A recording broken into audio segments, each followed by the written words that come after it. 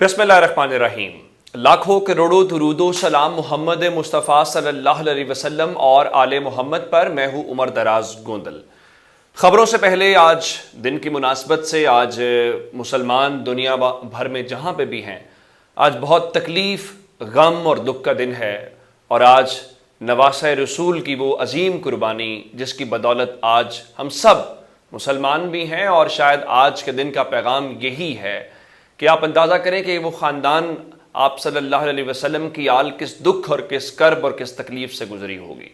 खुदा ताला उनके सदक़े हम सब पे रहम भी फरमाए, मेहरबानी भी फरमाए, और हम भी उस रस्ते पे चलने की हमें भी उसकी तौफीक दे।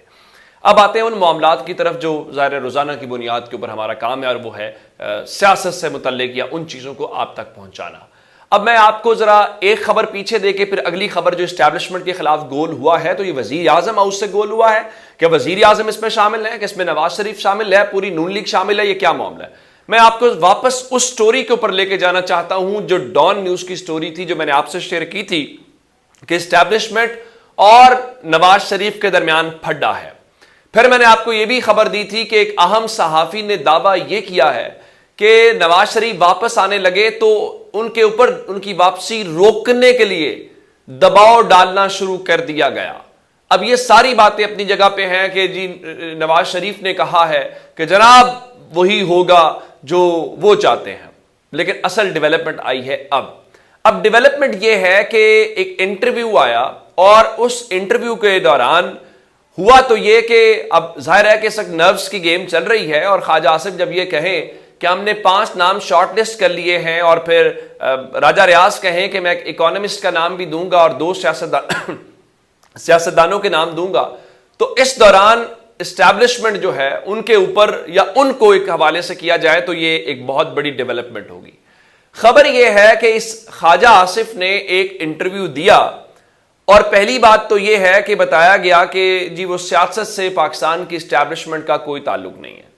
तो उन्होंने ये बताया कि अप्रैल 2019, यानी आप यूं समझिए कि जुलाई 2018 के अंदर इमरान खान की हुकूमत आती है, यानी अगस्त के अंदर वो ओथ लेते हैं।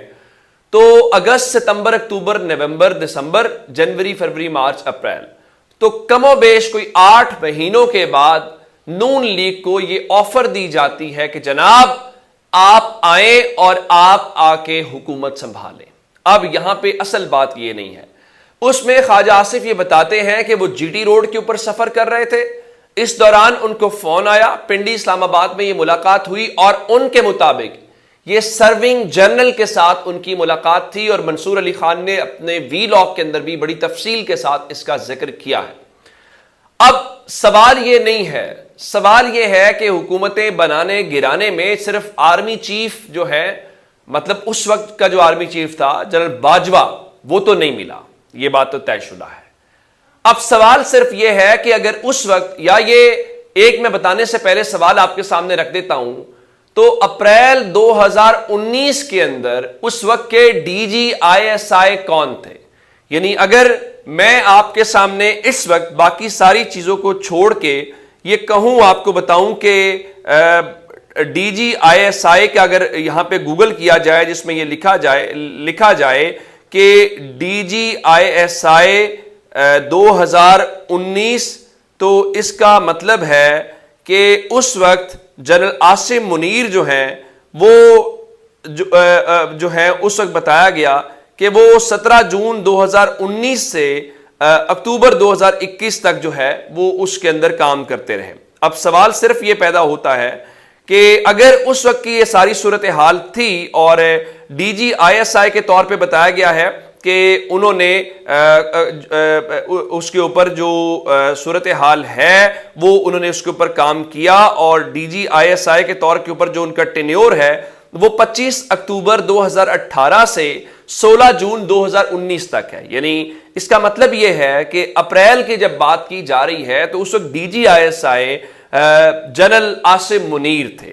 तो अब इसका मतलब यह है कि अगर हुकूमत की कोई बात की जा रही है तो अगर जनरल बाजवा की मर्जी के बगैर तो ये नहीं हो सकता।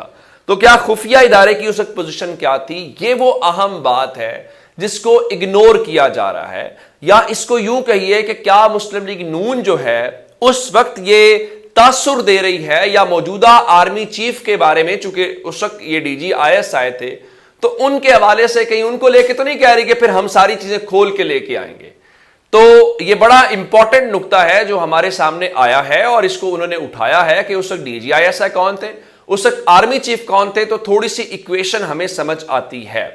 अब ये बड़ा अहम नुक्ता है। इसका मतलब ये है कि अगर मुस्लिम लीग नून ये बात कर रही है तो एक कोई लंबा प्लान है जिसको वो ये कर रहे हैं। इसका मतलब है वो या तो वो बता रहे हैं कि हम करेंगे, और इस दावे के बाद चूंकि उस वक्त डीजी आईएस मौजूदा आर्मी चीफ थे, तो मंसूर अली खान के मुताबिक इस वक्त दूसरी तरफ, यानी ज़ाहिर है वो पिंडी बिर बनता है, वहां पे हलचल है।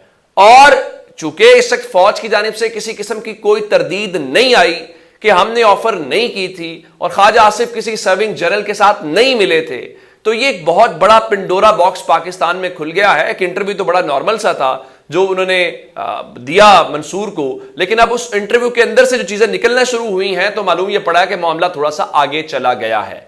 और फिर एक और बात, ख्वाजा आसिफ ने यह भी बताया है कि एक तो यह मामला था, उसके थोड़े अरसे के बाद एक बार फिर जब वो कस्टडी के अंदर नैब की थी, तो उस वक्त एक मीडिया हाउस के मालिक उनसे मिलने आए, उन्होंने अपना फोन दिया और उनसे यह कहा गया कि आप ये बात करें। जब उनको ये फोन दिया गया तो जनाब उस तरफ भी फिर वही उनकी तरफ से ऑफर आई कि आपको वजीर आजम बनाना चाहते हैं।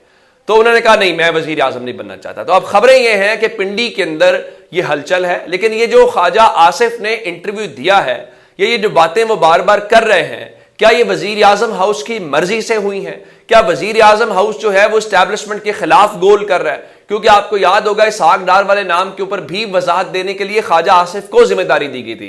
ख्वाजा आसिफ इस वक्त डिफेंस मिनिस्टर हैं और वो अपने मतहत एक इदारे के मुतालिक गुफ्तगू कर रहे हैं और वो नून लीग की किचन कैबिनेट का पार्ट समझे जाते हैं। तो ये बड़ा एक इंपॉर्टेंट नुक्ता है। अब इस सारे सिनेरियो के दौरान जब सूरत हाल इस किस्म की डेवलप हो रही हो तो इमरान खान को भी अंदाजा है और इमरान खान ने भी एक हंगामी इजलास तलब किया है और इस हंगामी इजलास के हवाले से यही इनको डर है कि हम यहां से निकलेंगे तो सूरत हाल कहीं हमारे हाथ से निकल ना जाए। अब इस वक्त इमरान खान ने जो इजलास बुलाया है उस इजलास के हवाले से उनकी तरफ से जो एलामिया जारी किया गया है मैं आपको बता देता हूं। बताया गया है कि पाकिस्तान तहरीक इंसाफ की कोर कमेटी का अहम तरीन इजलास, आज आशूर है, छुट्टी है पाकिस्तान में, लेकिन उसके बावजूद तहरीक इंसाफ ने आज कोर कमेटी का इजलास किया है और चेयरमैन तहरीक इंसाफ इमरान खान ने इजलास की सदारत की। मुल्की मजमूई सियासी सूरत हाल, आइंदा इंतखाबात की जमाती सतह पर तैयारियों और सियासी हिकमत अमली समेत अहम उमूर पर तफसीली तबादला ख्याल किया गया। ऐवान बाला में आर्मी एक्ट की मंजूरी के अमल में तहरीक इंसाफ के अरकान के किरदार का भरपूर जायजा, क्योंकि सवाल यह था कि क्या तहरीक इंसाफ अगर रोकती तो ये आर्मी एक्ट में तरमीम रुक सकती थी।